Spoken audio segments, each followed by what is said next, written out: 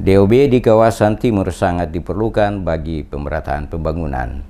Kebutuhan masyarakat di beberapa wilayah yang ada di Maluku untuk dimekarkan baik menjadi kabupaten ataupun kota sudah sangat dibutuhkan seiring dengan kebutuhan masyarakat akan pembangunan yang semakin meningkat di berbagai sektor. Penegasan ini disampaikan Wakil Ketua 1 DPD RI Nono Sampono di sela-sela kunjungan kerjanya di Provinsi Maluku pada beberapa kabupaten dan kota di Maluku.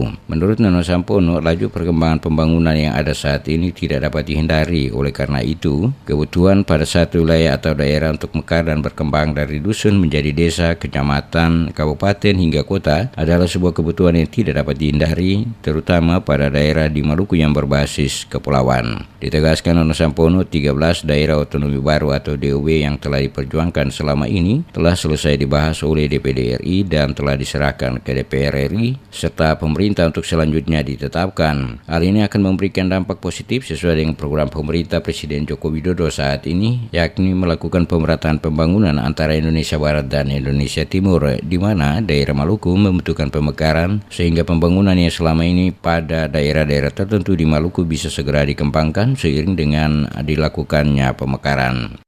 Nah, untuk DOB saya kira sudah sangat diperlukan.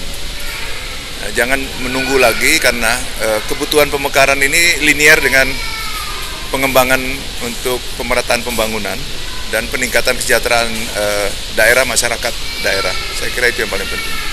Selaku Wakil Ketua DPD RI, dirinya berharap dengan nantinya disahkan 13 DOB yang telah menjadi usulan pemerintah daerah, DPRD, dan seluruh masyarakat Maluku ke pemerintah pusat, secepatnya bisa segera direalisasi. Dengan pemekaran nantinya, daerah-daerah yang selama ini terisolasi dari pembangunan bisa segera dibuka untuk menghubungkan dengan berbagai daerah lainnya di Provinsi Maluku, sehingga pembangunan dan perekonomian dapat berkembang.